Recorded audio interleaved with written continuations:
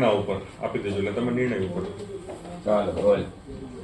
Sir, BRTS અને MTS ને લઈને નિર્ણય કરાયો છે. આ શું નિર્ણય છે? શું ફાયદો અમદાવાદીઓને થશે? અમદાવાદ મહાનગરમાં પરિવહન સેવા માટે બીઆરટીએસ અને એએમટીએસનો લોકો ઉત્તરમાંથી પૂર્વમાં, પશ્ચિમમાં જવા માટે, દક્ષિણમાં જવા માટે ઉપયોગ કરતા હોય છે. રોજિંદા 6 લાખ કરતા વધારે મુસાફરો એએમટીએસ અને બીઆરટીએસનો ઉપયોગ કરતા હોય છે અને મહાનગરપાલિકા દ્વારા ઝડપી સેવા બીઆરટીએસ અને એએમટીએસની પૂરી પાડવામાં આવતી હોય છે. મહાનગરપાલિકા દ્વારા આજની સ્ટેન્ડિંગ કમિટીમાં એક સિમલેસ ટિકિટ કે બંનેની વન મોબિલિટી કે બે બીઆરટીએસ અને એએમટીએસ એક જ આપણે વાત કરીએ કે ટિકિટની અંદર મુસાફરી કરી શકે, સિંગલ મોબિલિટી સિસ્ટમ માટેનું જે ટેન્ડર હતું એને મંજૂર કરવામાં આવ્યું છે. પરિણામે કોઈ પણ વ્યક્તિ સિંગલ ટિકિટ દ્વારા એએમટીએસ અને બીઆરટીએસમાં આપણે મુસાફરી કરી શકશે. પરિણામે તેના સમયનો પણ બચાવ થશે. આમ અમદાવાદ મહાનગરપાલિકા આવનાર સમયગાળા દરમિયાન ટેકનોલોજીનો ઉપયોગ કરી અહીં આગળ મુસાફરી કરતા લોકોને સરળતાથી મુસાફરી કરી શકે, ટિકિટની લાઈનમાં ઊભા ના રહેવું પડે, સ્કેન કરીને પોતે તરત જ આપણે વાત કરીએ કે એએમટીએસ અને બીઆરટીએસ પકડી શકે.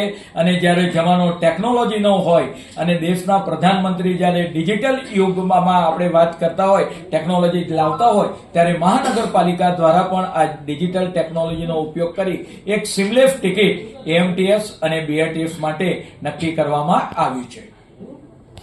આખા પ્રોજેક્ટનો ખર્ચો 470 કરોડ છે. આપણે સૌ ઈચ્છીએ છીએ કે અમદાવાદ એક વૈશ્વિક સિટી તરીકે ઉદ્ભવે અને એક વૈશ્વિક સિટીમાં અર્બન ટ્રાન્સપોર્ટ અને જે રાહદારીઓ હોય એના માટે સારામાં સારી માળખાકીય સુવિધા ઉપલબ્ધ હોય છે અને સારામાં સારી ટેકનોલોજી પણ ઉપલબ્ધ હોય છે. એના અનુસંધાને આ પ્રોજેક્ટ લેવામાં આવ્યો છે. આખો પ્રોજેક્ટનું જે એક્ઝિક્યુશન છે એ 12 મહિનામાં થશે. એના પછીનો જે સમયગાળો છે એમાં આખું O&M નો આના અંતર્ગત પણ લઈ લેવામાં આવ્યું છે. પ્લસ આપણે સૌ જાણીએ છીએ કે ટેકનોલોજી કોન્સ્ટન્ટ અપડેટ થતી હોય છે, તો આગામી 5 વર્ષ પછી આ જ સિસ્ટમ એમાં હાર્ડવેર અને સોફ્ટવેર એમાં જે બી સુધારો થશે ને સૌથી લેટેસ્ટ એમાં એડિશન થશે એ હાર્ડવેર અને સોફ્ટવેર આ એજન્સીમાં વિનામૂલ્યે આ જ ખર્ચામાં આખી સિસ્ટમનું રિપ્લેસ કરવાનું રહેશે.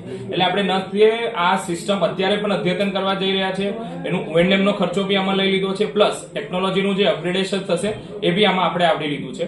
પ્લસ આમાં એક યુનિફાઈડ જર્ની પ્લાનર બી હશે કે તમે તમારી કક્ષાએથી કોઈ બી, ધારો કે હું કોઈ જગ્યાએ ઉતર્યો ને એએમટીએસ લીધી, એના પછી બીઆરટીએસ ને એના પછી એએમટીએસ ક્યારે કયા ટાઈમે મને મળશે એ આખું યુનિફાઈડ જર્ની પ્લાનર બી આમાં થશે.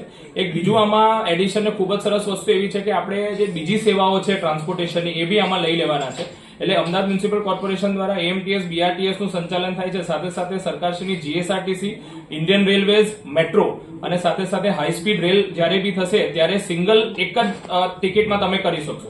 એટલે કોઈ વ્યક્તિ સપોઝલી બરોડાથી અહીંયા ટ્રાવેલ કરતો હોય તો જીએસઆરટીસી ની બસ લેશે, એ જ ટિકિટમાં સિંગલમાં જ ત્યાંથી સીટીએમ થી બીઆરટીએસ લેશે, બીજી જગ્યાએથી ઉતરીને એએમટીએસ લે છે. અને એક સારી વસ્તુ એ છે કે લાસ્ટ માઇલ કનેક્ટિવિટી, એટલે કોઈક જગ્યાએ જો હજુ બી 1 કિલોમીટર સુધી કદાચ એએમટીએસ ના હોય તો ઉબર ને ઓલા બી આમાં લઈ લેવામાં આવે છે.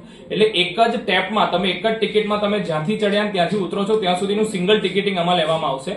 એક કાર્ડ સાથે સાથે સિંગલ મોબિલિટીનું આમાં એક એપ્લિકેશન બી છે, એમાં QR કોડ યુનિક જનરેટ કરવામાં આવશે. તમે એમાં 1500-2000 નું જે તમારી અમાઉન્ટ લોડ કરશો, તમે જેટલું ટ્રાવેલ કરશો એ પ્રમાણે ઓટોમેટિક ડિડક્શન થવામાં આવશે. પ્લસ સાથે સાથે વોટ્સએપ ને ચેટબોટની બી સેવા લેવામાં આવી છે કે તમારે ટિકિટ વોટ્સએપના થ્રુ તમે સ્ટાર્ટિંગ એન્ડ ડેસ્ટિનેશન નાખશો તો વોટ્સએપના થ્રુ બી એક QR કોડ જનરેટ થઈને ટિકિટ જનરેટ થશે. એટલે ખૂબ જ ટેકનોલોજીથી લેસ અને ખૂબ જ અદ્યતન સિસ્ટમ આ અમદાવાદમાં આપણે લાગુ કરવા જઈ રહ્યા છીએ.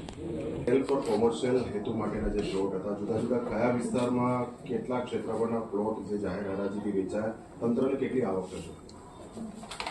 મહાનગરપાલિકાની અંદર જ્યારે ટાઉન પ્લાનિંગ સ્કીમ ફાઇનલ થાય ત્યારે કેટલાક પ્લોટ સેલ ફોર કોમર્શિયલ અને કેટલાક પ્લોટ સેલ ફોર રેસિડન્સ હોય છે. મહાનગરપાલિકા દ્વારા અવારનવાર તેનું ઓક્શન કરવામાં આવતું હોય છે અને એ ઓક્શન કરીને તે પૈસા વિકાસના કામ પાછળ, શહેરીજનો પાછળ વાપરવામાં આવતા હોય છે.